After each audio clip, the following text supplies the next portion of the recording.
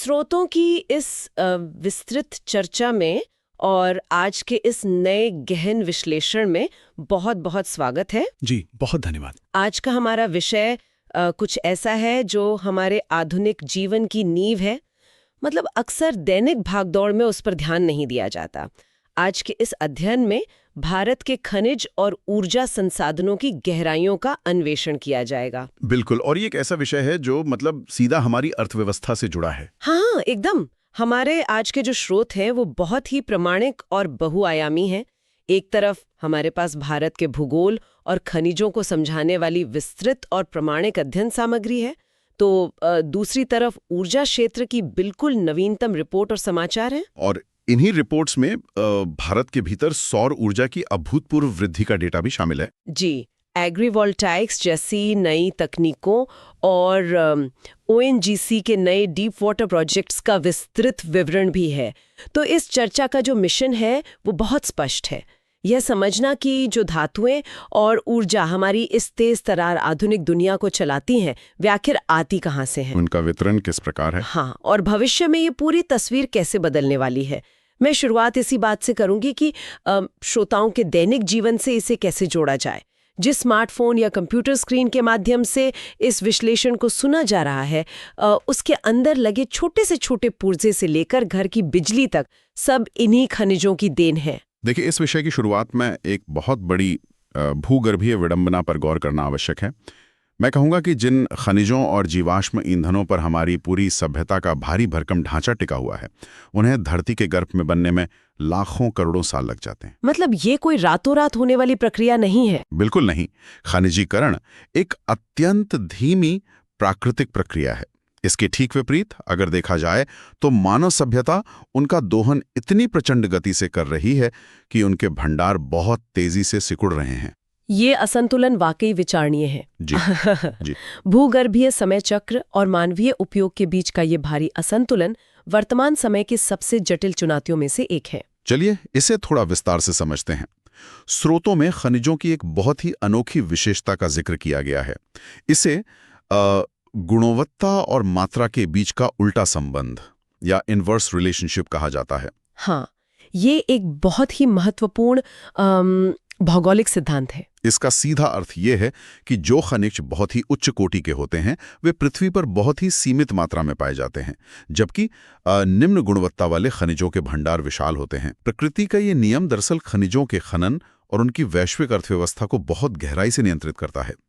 उच्च गुणवत्ता वाले खनिजों को निकालना आर्थिक रूप से अधिक लाभदायक होता है, क्योंकि मतलब उनमें अशुद्धियां कम होती हैं। लेकिन उनकी खोज कठिन है ना? जी बिल्कुल। वहीं निम्न गुणवत्ता वाले अयस्क के शोधन में भारी ऊर्जा और तकनीकी लागत आती है। और अगर भारत के भौगोलिक परिदृश्य का विश्लेषण किया जाए तो खनिजों का ये वितरण और भी रोचक रूप ले लेता है। क्योंकि भारत में खनिज समान रूप से नहीं बटे हैं। एकदम सही। अधिकांश धात्विक खनिज प्रायद्वीपीय पठारी क्षेत्र की अति प्राचीन क्रिस्टलीय शैलों में संचित हैं, और स्रोतों का गहराई से अध्ययन करने पर यह स्पष्ट होता है कि ये वितरण मुख्य रूप से 3 विशाल पट्टियों या बेल्ट्स में विभाजित हैं। ये भौगोलिक विभाजन ही दरअसल ये तय करता है कि देश के कौन से हिस्से औद्योगिक रूप से कितने विकसित होंगे। तो पहली और संभवतः सबसे प्रभावशाली पट्टी उत्तर पूर्वी पठारी प्रदेश है। जी, इस क्षेत्र में मुख्य रूप से झारखंड का छोटा नागपुर पठार, ओडिशा का पठारी हिस्सा, पश्चिम बंगाल और छत्तीसगढ़ के कुछ भाग शामिल हैं। ये क्षेत्र तो भारी उद्योगों के लिए किसी स्वर्ग से कम नहीं है। मैं यही कहने वाला था।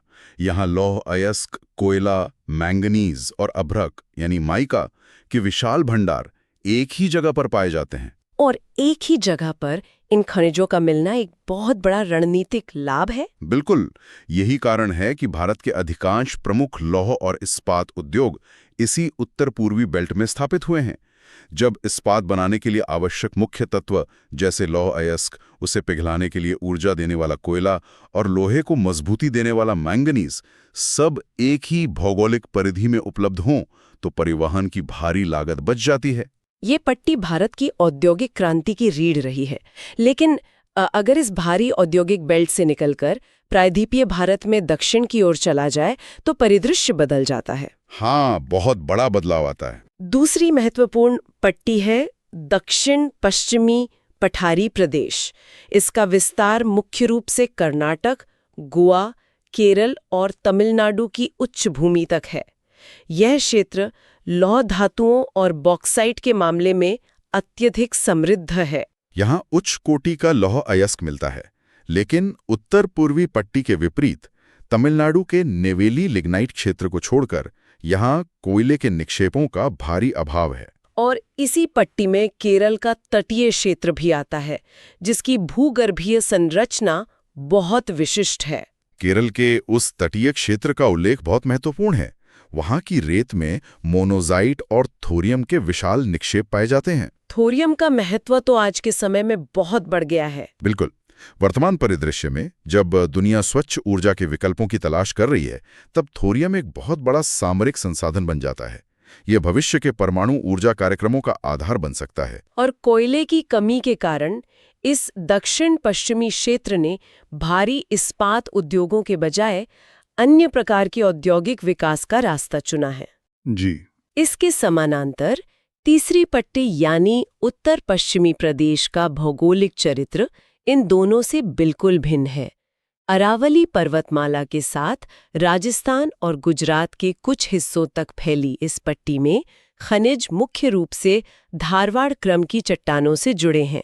और धारवाड़ चट्टानें भूगर्भीय दृष्टि से पृथ्वी की कुछ सबसे पुरानी और धातु समृद्ध संरचनाएं मानी जाती हैं। इस क्षेत्र में तांबा और जस्ता बहुतायत में उपलब्ध है। इसके अलावा राजस्थान भवन निर्माण के पत्थरों जैसे उच्च कोटि का बलुआ पत्थर, ग्रेनाइट और संगमरमर के लिए पूरे विश्व में प्रसिद्ध है। वहीं गुजरात का क्षेत्र अपने समृद्ध पेट्रोलियम निक्षेपों के लिए जाना जाता है। इस तरह से देखा जाए तो यह स्पष्ट होता है कि भारत का संपूर्ण आर्थिक ढांचा इन्हीं 3 पट्टियों के इर्द गिर्द बुना गया है। अब अगर धातुओं के पावर हाउस की बात की जाए तो लौह अयस्क यानी आयरन ओर का विश्लेषण सबसे पहले किया जाना चाहिए। लौह अयस्क किसी भी देश के औद्योगिक विकास का सबसे बुनियादी स्तंभ है। बिल्कुल। स्रोतों से प्राप्त आंकड़े बताते हैं कि भारत लौह अयस्क के मामले में अत्यंत समृद्ध है। विशेष रूप से उच्च कोटि के हेमेटाइट और मैग्नेटाइट अयस्कों के भंडार यहाँ प्रचुर मात्रा में हैं। पूरे एशिया महाद्वीप में सबसे बड़े लौह अयस्क के भंडार भारत में ही स्थित हैं। यह अंतर्राष्ट्रीय व्यापार के दृष्टिकोण से भी भारत को एक मजबूत स्थिति प्रदान करता है। लेकिन यहाँ सबसे दिलचस्प बात यह है कि लौह अयस्क को उपयोगी बनाने की प्रक्रिया अपने आप में कई अन्य खनिजों पर निर्भर करती है। बिल्कुल। कच्चे लोहे को पिघलाकर उससे इस्पात बनाने की जो प्रगलन या स्मेल्टिंग प्रक्रिया है, उसके लिए मैग्नीज एक अनिवार्य तत्व है। मैंगनीज के बिना लोहे को वह मजबूती और लचीलापन नहीं मिल सकता जो आधुनिक निर्माण के लिए आवश्यक है। और इस मोर्चे पर भी भारत की भौगोलिक स्थिति अनुकूल है। ओडिशा मैंगनीज का सबसे बड़ा उत्पादक राज्य है, जिसके साथ मध्य प्रदेश की खदानें और कर्नाटक भी बड़ा योगदान देते हैं। लौह खनिजों के इस वर्चस्व के बाद अलौह खनिजों यानी नॉन फेरस मिनरल्स की दुनिया का विश्लेषण भी उतना ही महत्वपूर्ण है। अलौह खनिजों में बॉक्साइट का स्थान सर्वोपरि है, क्योंकि यह वह मुख्य कच्चा माल है जिससे एल्यूमीनियम निकाला जाता है। एल्यूमीनियम अपने हल्केपन और विद्युत सुचालकता के कारण विमानन उद्योग से लेकर बिजली के तारों तक में इस्तेमाल होता है। स्रोतों के अनुसार बॉक्साइट मुख्य रूप से टर्शियरी निक्षेपों में पाया जाता है और इसका निर्माण लेटराइट चट्टानों से जुड़ा है, जो उष्णकटिबंधीय जलवायु में भारी बारिश और तेज धूप के क्रमिक प्रभाव से बनती हैं। यहाँ भी ओडिशा राज्य का कालाहंडी और संबलपुर क्षेत्र अग्रणी उत्पादक हैं। बॉक्साइट के बाद जब तांबे की बात आती है तो स्रोतों में एक स्पष्ट और मैं कहूँगा चिंताजनक तस्वीर उभरकर सामने आती है। हाँ, क्योंकि वर्तमान इलेक्ट्रॉनिक युग में जहाँ हर तरफ इलेक्ट्रिक वाहनों, मोटरों, जनरेटरों और जटिल वायरिंग का जाल बिछा है, तांबे की मांग आसमान छू रही है। लेकिन भौगोलिक विडंबना देखिए कि इतने बड़े देश में तांबे के भंडार और उत्पादन का भारी अभाव है। अपनी घरेलू मांग को पूरा करने के लिए भारत को बड़े पैमाने पर तांबे का आयात करना पड़ता है। देश के भीतर इसका सीमित उत्पादन मुख्य रूप से झारखंड के सिंहभूम जिले, मध्य प्रदेश के बालाघाट और राजस्थान के खेतरी और अलवर क्षेत्रों पर ही निर्भर है। तांबे की ये कमी रणनीतिक और आर्थिक दोनों ही स्तरों पर एक बड़ी चुनौती है। हालांकि अगर धात्विक खनिजों से हटकर अधात्विक खनिजों या नॉन मेटालिक मिनरल्स के क्षेत्र में देखा जाए तो भारत के पास एक विशिष्ट खनिज है। जिसने वैश्विक इलेक्ट्रॉनिक्स उद्योग में अपनी अमिट छाप छोड़ी है। अभ्रक, जिसे माइका कहा जाता है। अभ्रक की भौतिक विशेषताएं उसे अपने आप में एक चमत्कार बनाती हैं। ये खनिज इतनी पतली और पारदर्शी चादरों में बढ़ सकता है कि इसकी कुछ सेंटीमीटर मोटी परत में हजारों चादरें समाहित हो सकती हैं। और सबसे बड़ी बात यह है कि अभ्रक उच्च वोल्टेज को सहने की क्षमता रखता है और बिजली का बेहतरीन कुचालक यानी इंसुलेटर है।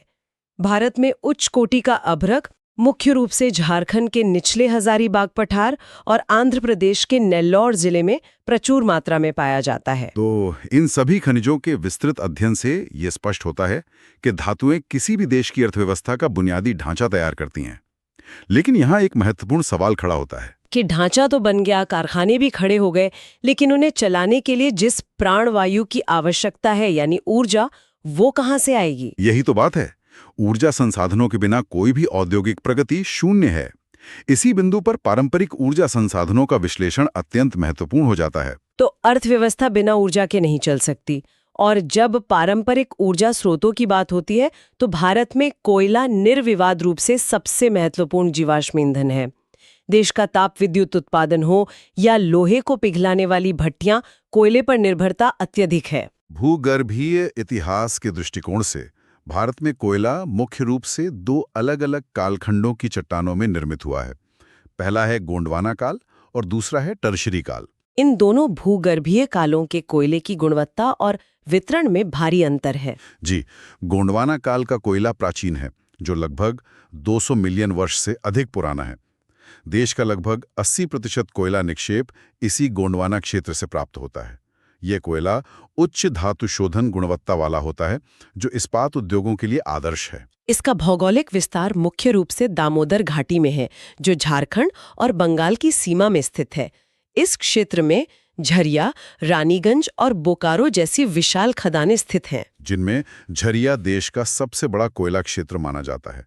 इसके विपरीत टर्शरी कोयला भूगर्भीय रूप से काफी नया है। ये मुख्य रूप से असम, मेघालय और अरुणाचल प्रदेश जैसे उत्तर पूर्वी क्षेत्रों में पाया जाता है और इसमें कार्बन की मात्रा अपेक्षाकृत कम होती है। कोयले के इस विस्तृत परिदृश्य के बाद आधुनिक दुनिया की अर्थव्यवस्था को सबसे तेज गति से चलाने वाले संसाधन पेट्रोलियम का स्थान आता है। इसके विविध उपयोगों और वैश्विक अर्थव्यवस्था में इसकी दुर्लभता के कारण ही इसे तरल सोना या लिक्विड गोल्ड की संज्ञा दी गई है। पेट्रोल और डीजल के रूप में परिवहन को चलाने से लेकर कृत्रिम रबर, प्लास्टिक और यहाँ तक कि सौंदर्य प्रसाधनों के निर्माण में भी पेट्रोलियम एक आवश्यक कच्चा माल है। भारत में इसके दोहन का इतिहास असम के डिगबोई से शुरू होता है, जो देश का सबसे पुराना तेल क्षेत्र है। और आज़ादी के बाद 1956 में तेल एवं प्राकृतिक गैस आयोग यानी ONGC की स्थापना के साथ भारत के ऊर्जा अन्वेषण में एक नई क्रांति आई, जिसके परिणाम स्वरूप गुजरात के अंकलेश्वर और अरब सागर में मुंबई हाई जैसे विशाल तेल क्षेत्रों की खोज संभव हो सके। और इसी ऊर्जा अन्वेषण की दिशा में स्रोतों में उपलब्ध बिल्कुल ताज़ा रिपोर्ट एक बहुत बड़ी उपलब्धि की ओर इशारा करती है। हाँ, नवीनतम समाचार के अनुसार ONGC ने कृष्णा गोदावरी बेसिन के डीप वाटर ब्लॉक से अपना पहला तेल उत्पादन सफलतापूर्वक शुरू कर दिया है। गहरे समुद्र में इतनी गहराई से तेल निकालना तकनीकी रूप से एक अत्यंत जटिल और चुनौतीपूर्वक कार्य है। इस परियोजना से जो अनुमानित उत्पादन के आंकड़े सामने आए हैं, वे बेहद प्रभावशाली हैं। प्रतिदिन 45,000 बैरल कच्चे तेल और 10 MMSCMD से अधिक प्राकृतिक गैस के उत्पादन का अनुमान लगाया गया है। 10 MMSCMD यानी 10 million metric standard cubic metre प्रतिदिन, जो कि प्राकृतिक गैस के विशाल आयतन को मापने का एक औद्योगिक पैमाना है। यह परियोजना आयातित तेल पर भारत की निर्भरता को कम करने में एक रणनीतिक भूमिका निभाएगी। लेकिन यहाँ इस प्रक्रिया के एक और तकनीकी पहलू को समझना आवश्यक है। कुओं या खदानों से निकाला गया कच्चा तेल सीधे तौर पर इस्तेमाल नहीं किया जा सकता।